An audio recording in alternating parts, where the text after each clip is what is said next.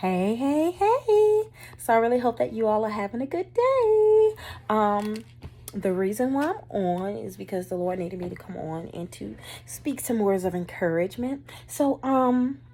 I thought he was through with this part that night when my husband did his last video, but he's not.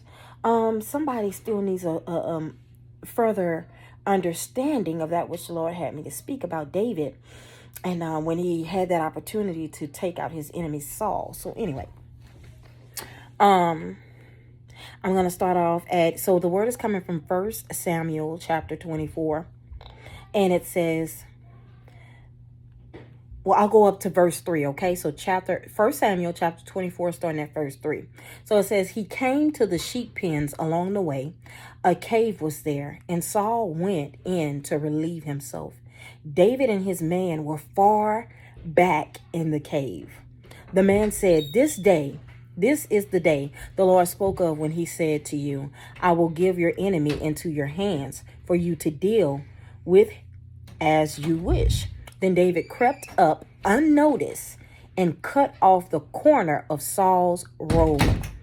Afterward, David was conscience-stricken for having cut off a corner of his robe.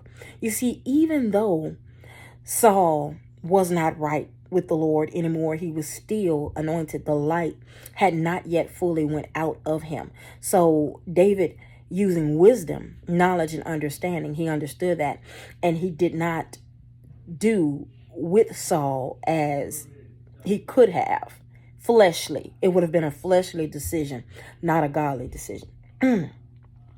Okay, so he said to his man, he said to his man, this is picking up at verse 6, the Lord forbid that I should do such a thing to my master, the Lord's anointed, or lay my hand on him, for he is the anointed of the Lord. So David still acknowledged that. With these words, David sharply rebuked his man and did not allow them to attack Saul. So even though Saul was not right, it was David still had the last final say in regards to the matter. Even though Saul was not right, and he knew at the first chance given, Saul would still try to attack him. So David took certain steps, which I'm going to get to that step by step, how David did to protect himself. You know, once you've been bitten by the enemy, that's all it's supposed to take. Your eyes are supposed to be awakened and open to that which the schemes that the enemy is still trying to pursue you with every day. Your eyes should be open as God is exposing the matters on today in your life, in my life, in all of our lives, the different schemes and the things that that our enemies are trying to do to defeat us and to take us out every day. But God is not the will of God that we walk around and not have knowledge about it. God is exposing these things and he's putting it right. He's having it to happen in such a way where you can't miss it. But just because God is exposing our enemies does not mean that we should not have love for them. You still have to have love for them and you still pray for them, because we know that in the end, victory is the Lord. They are in the will of the Lord. They have to make their bed right with him at the end of the day, not with us. So we still are supposed to have forgiveness, but you be mindful and keep your eyes open. Don't fall for no stuff just because you got to have forgiveness and, still show love at the end of the day. That don't mean that you find yourself giving in to that which the enemy tries to cause you to the pits that the enemy tries to push you in daily. You have to be open-minded. You got to be open. Your eyes need to be open. You need to be looking out and just paying attention. Don't be foolish, basically. Okay. So, and David's going to show y'all this in just a minute. So in verse 7, we're picking back up. It says, with these words, David sharply rebuked his man and did not allow them to attack Saul. And Saul left the cave and went his way. Then David went out of the cave and called out to Saul, my Lord, the king. When Saul looked behind him, David bowed down and prostrated himself with his face to the ground. He said to Saul, why do you listen when men say David is bent on harming you? This day you have seen with your own eyes how the Lord delivered you into my hands in the cave. Some urged me to kill you, but I spared you. I said, I will not lay my hand on my Lord, because he is the Lord's anointed. See, my father, look at this piece of your robe in my hand. I cut off the corner of your robe, but did not kill you. See that there is nothing in my hand to indicate that I am guilty of wrongdoing or rebellion. I have not wronged you, but you are hunting me down to take my life. May the Lord judge between you and me, and may the Lord avenge the wrongs you have done to me. But my hand will not touch you. As the old saying goes, from evildoers come evil deeds, so my hand will not touch you. Against whom has the king of Israel come out? Who are you pursuing? A dead dog? A flea? May the Lord be our judge and decide between us. May he consider my cause and uphold it. May he vindicate me by delivering me from your hand. When David finished saying this, Saul asked, Is that your voice, David, my son? And he wept aloud. You are more righteous than I, he said. You have treated me well, but I have treated you badly. You have just now told me about the good you did to me. The Lord delivered me into your hands, but you did not kill me. When a man finds his enemy, does he let him get away unharmed? May the Lord reward you well for the way you have treated me today. I know that you will surely be king, and that the kingdom of Israel will be established in your hands. Now swear to me by the Lord that you will not kill off my descendants or wipe out my name from my father's family. So David gave his oath to Saul. Then Saul returned home, but David and his man went up to the stronghold. So I believe after this, you all, that David kept pursuing. Saul kept pursuing David even up to that point, because there's a part, you see, once you've been bitten, you don't want to fall into those traps again. So give me one moment, y'all. I'm going to go over to, because I think I read to you all from the wrong one. Let me see. Give me one moment here.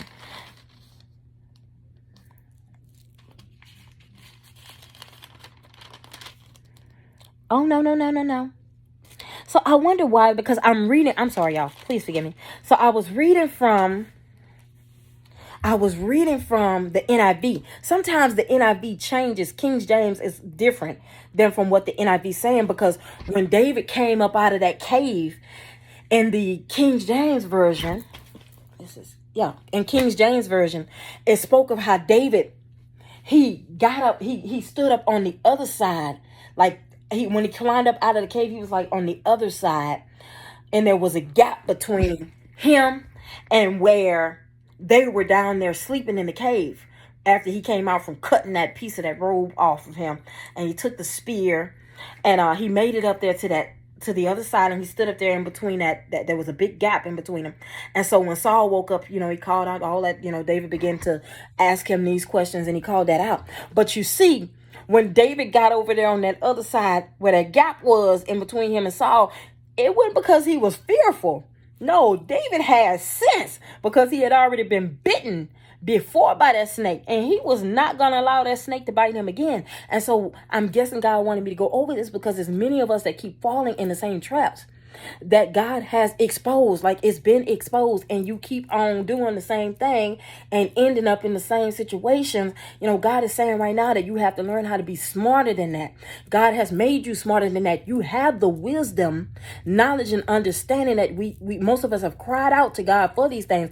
God is saying that he's given it to us, but we are still allowing our hearts to outpower the thoughts and the things that God is saying we should be over, we should be conquering, we should be through it right now.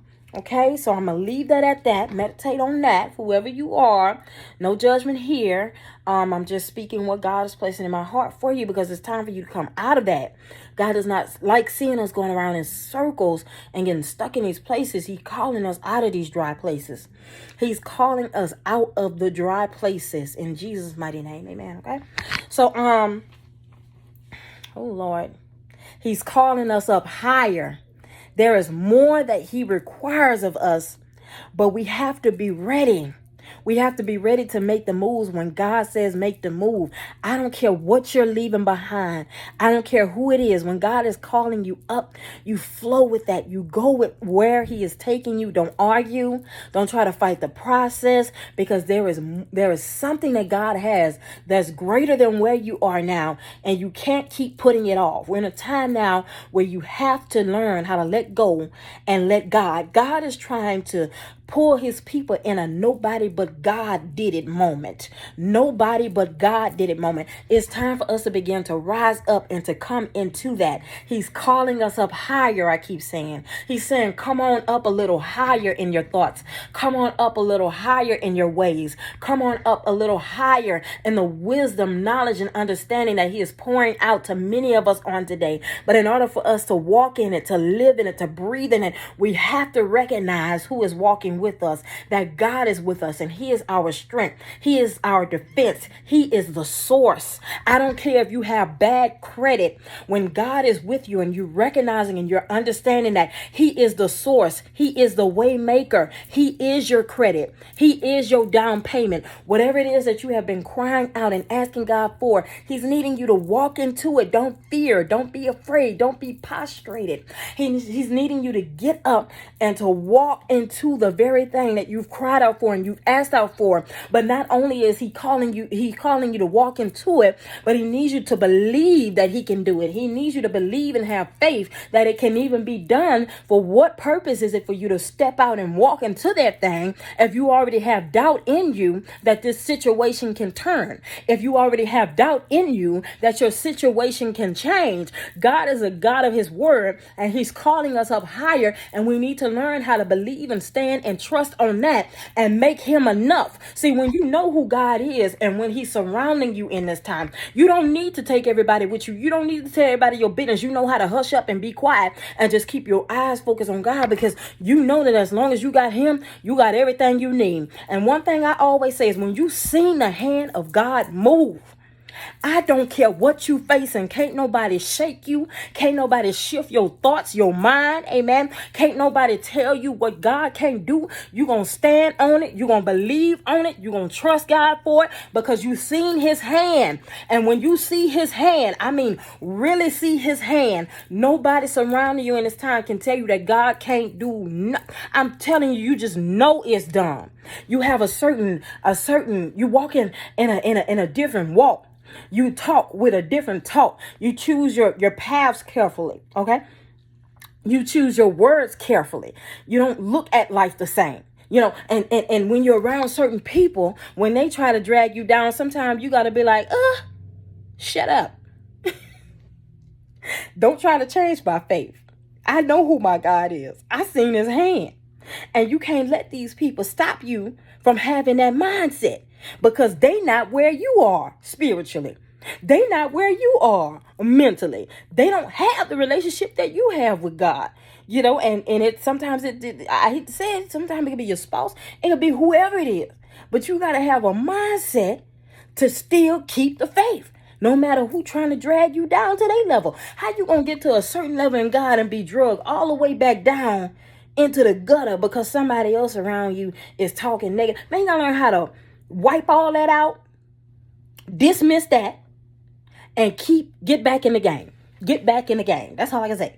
Get back in the game. God is calling us up higher, into higher levels in him. I'm not asking you to sow no seed. I'm not asking you for no money. Never have. The only thing I'm asking you to do is to have faith. That is all you need. That is all you require. And if you out here and you sowing seeds, what good is sowing seeds gonna do you when you don't even believe still that it can be possibly done? If you sow a seed and you have any doubt in you, that thing will not come to pass. If you're sowing a seed on a word that God has spoken into your life, you must believe. Then you shall receive. But some people want you to sow, and they not telling you that. You can sow like there's no tomorrow. And them seeds going to build up.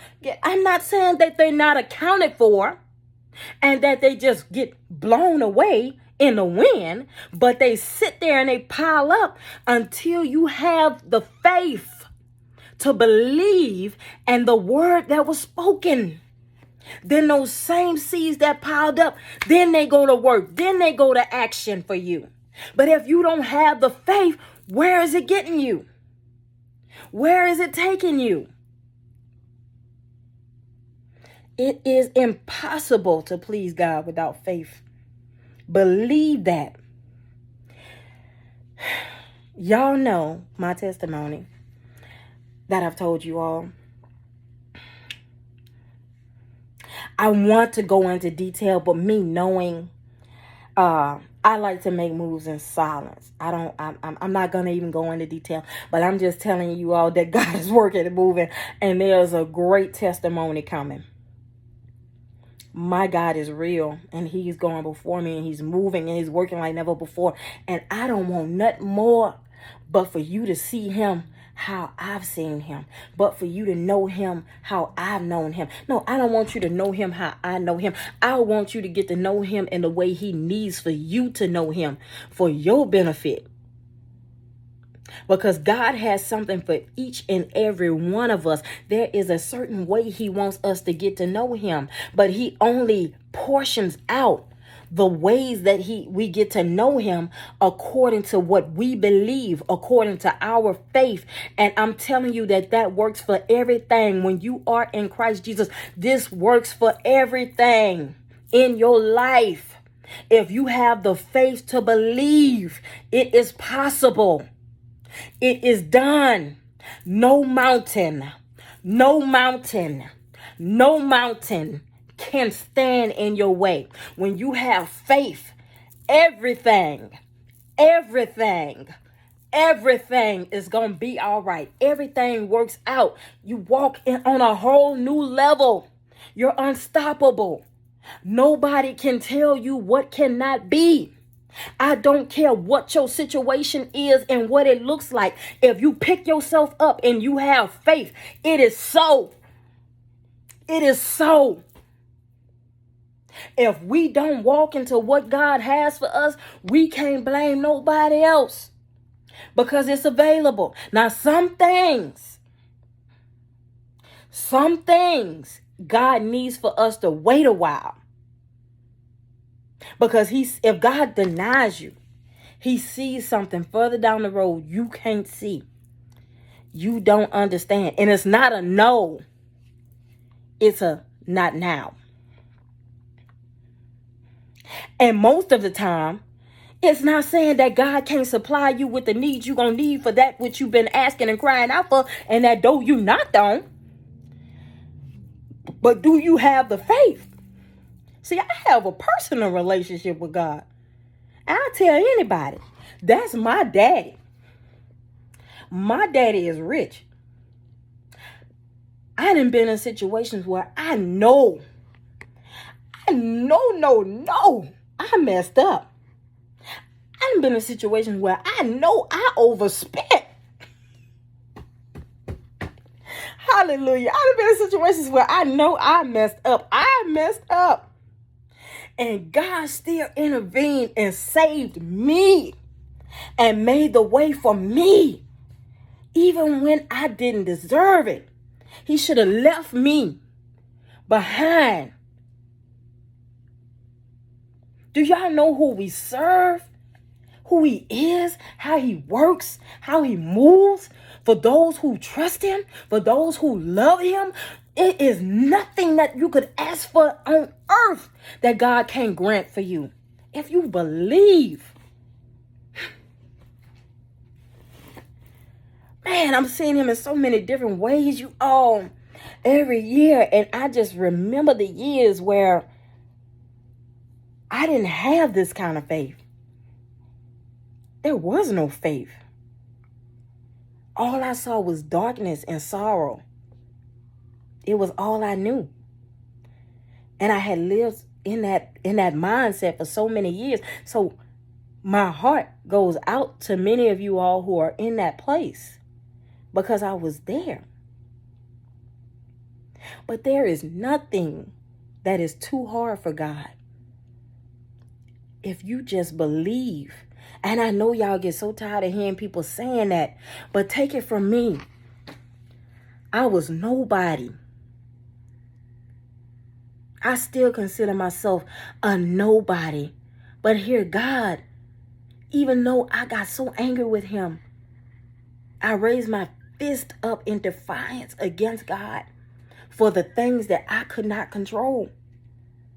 Instead of handing it over to him, I would get angry, mad, and raise my fist up and yell. I was nobody. I'm still a nobody. And here my Father still sees fit to move for me and my family in ways I can't explain.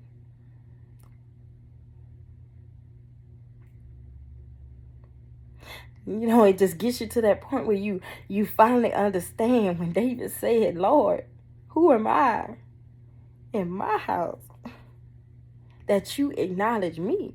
Like, that you are mindful of me. What have I done to deserve the greatness and the goodness that you bestow upon us?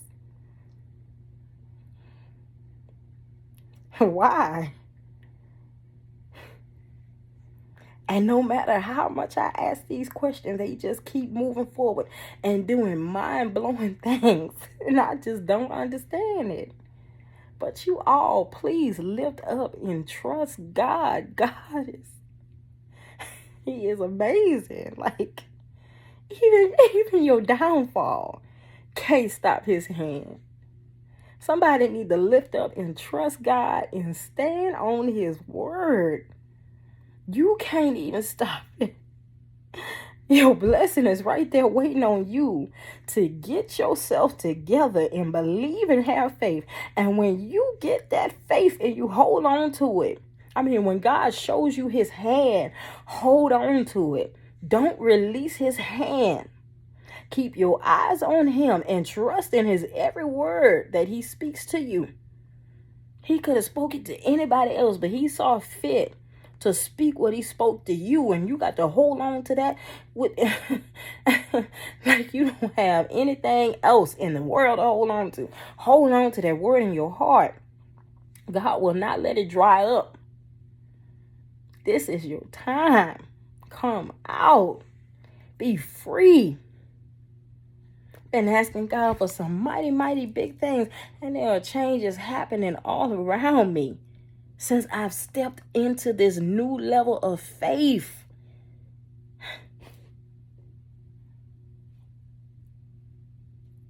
I'm speechless. He always does this to me. He leaves me in a speechless state. And I want to tell y'all so bad about it, but I'm just going to wait and continue to let all these blessings keep flowing in, and then I'm going to do one big testimony.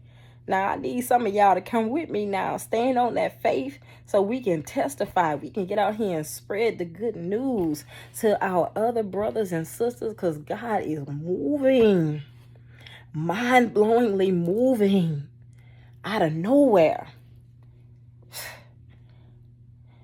Oh, Lord. So, like he had me preaching at the beginning of this message about David, y'all remember, an enemy is still an enemy. If that snake bit you once or tried to bite you, you better believe they're going to do it again. So you have to learn how to stand guard. Remember, I told y'all David had that big space. Let me see if I can find that. Wow, okay.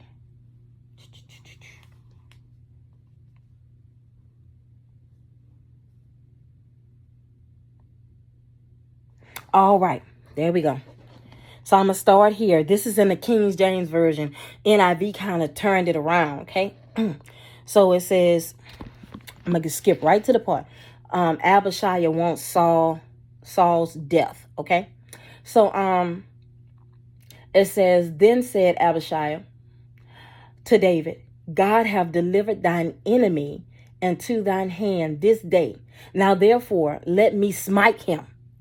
I pray thee with the spear, even to the earth at once, and I will smite him the second time. And David said to Abishai, destroy him not, for who can stretch forth his hand against the Lord's anointed and be guiltless? So temptation was right there in David's midst, whispering in his ear. And after Saul chased David around like a wild animal, all that wasteless time chasing him. And here, God kept David hidden. Just like God is hiding many of us today until we get ourselves together. Thank you, Lord, for bringing it back. God is hiding many of us until we get ourselves together.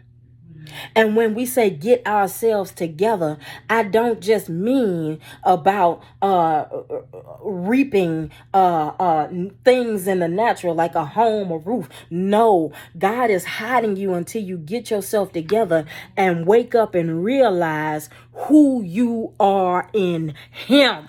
When you wake up and realize who you are in Him, then you can come out of your hiding, because you are prepared to face that which is coming against you, because you know that God is in the midst of you. And because you know that, you wake up to a new level in Him, knowing and trusting and standing on the very fact that because you have God with you, nothing coming against you can prosper. Nothing can stop His hand in your life and keep you from walking, moving, living, and breathing here on earth. Nothing can distract you from going after the things that God is calling you to, because you realize that your strength is with you.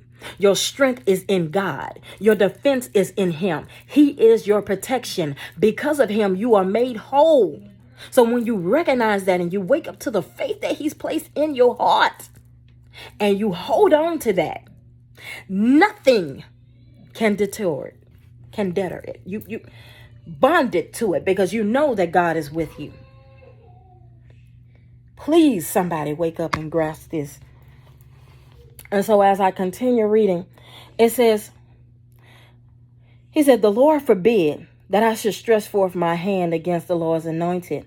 But I pray thee, take thou now the spear that is at his bolster, and the cruse of water, the cruse, whatever, of water, and let us go.